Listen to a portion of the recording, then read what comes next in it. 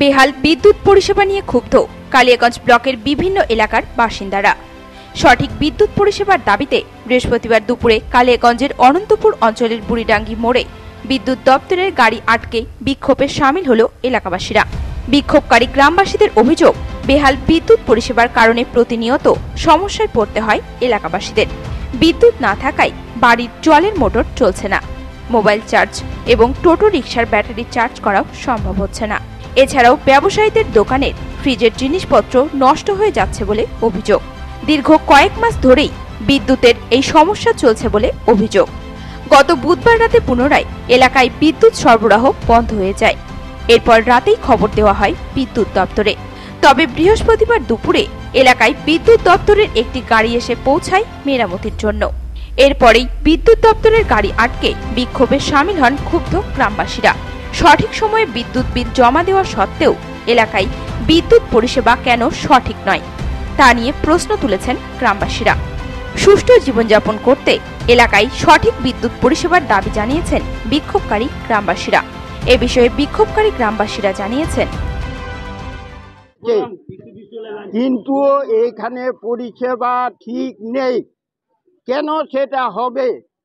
বিদ্যুৎ কাটা গেলে তার ডবল চার্জ দিতে হয় আমাদের, কিন্তু আমরা সেই পরিপ্রেক্ষিতে কোনো রকম পরিষেবা পাই না। কেন পাবো না?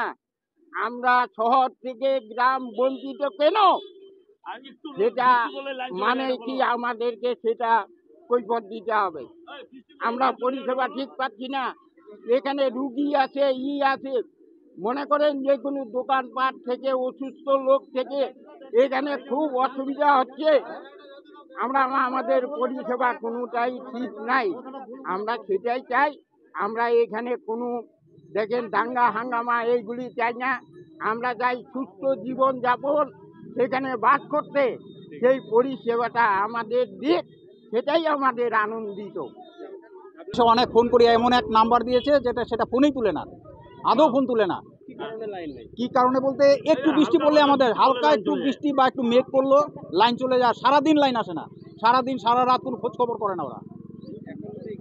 ইলেকট্রিক গাড়ি আসছে, আমরা আটকাইছি, যে বলছি আপনাদের যে কন্ট্রাক্টর আছে তাকে ডাকেন, সে আসবে, তার কাছে তার মুখে শুনবো যে কি কারণে আমাদের গ্রামের লাইন থাকে না, শহরের লাইন থাকে, আমাদের গ্রামে কেন থাকবে না, কি কারণ? আমরা কি পয়সা দিই না?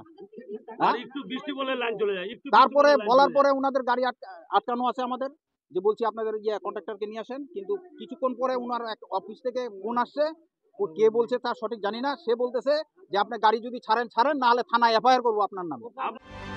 এদিকে ঘণ্টাখানেক পর অঞ্চল তৃণমূল সভাপতি তথা প্রধানের প্রতিনিধি উত্তম সরকারের হস্তক্ষেপে বিদ্যুৎ দপ্তরের গাড়ি ছেড়ে দেয় বিক্ষোভকারীরা।